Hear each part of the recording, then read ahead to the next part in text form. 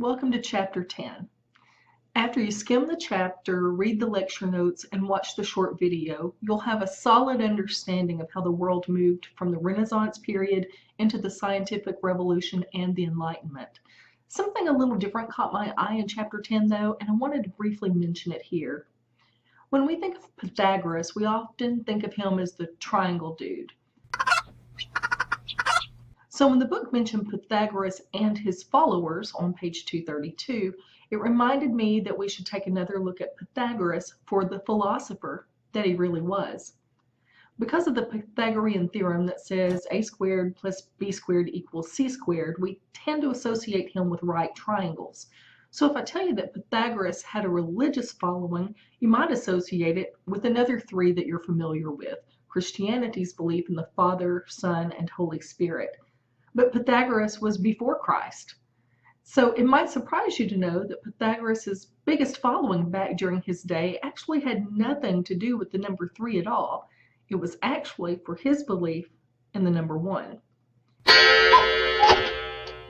Pythagoras did not see 1 as a number at all. He saw it instead as a deity or as a god.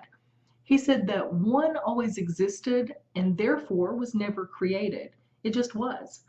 So to Pythagoras, the number 1 was the creator. He also said that number 1 can't be reproduced, but is a reproducing number. So that basically means that you can't add any two whole numbers together to equal 1, but you can add 1 to anything and make another new number. So it's a reproducing number in that way. He assigned other numbers genders. Odd numbers were male and even numbers were female. 1, however, remained genderless. So you're probably thinking, wait a minute, 1 is an odd number, so it should be male. But remember, he didn't include 1 as a number at all because he saw it as a deity or as the creator. Pythagoras developed a religious following based on this monad theory, monad meaning 1. He even established rules about sex for his followers. So you know how nuns and monks take a vow of celibacy, and some other religions do that too, but they're just the two that come to mind because of media. Pythagoras and his followers led a life of celibacy, except during the summer months. This rule was mostly for health purposes because people were naturally healthier in the summer months because of improved weather conditions. However, they did vow celibacy. Did you know there's a lot of folklore surrounding Pythagoras during his time? Today we call it fake news, but then, he embraced it. Some said he had his own journey into the underworld where he went to gain insight into the soul.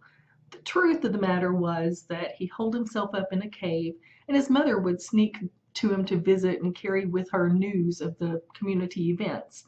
So when he emerged from the cave with that knowledge, word traveled far and wide of his supernatural abilities.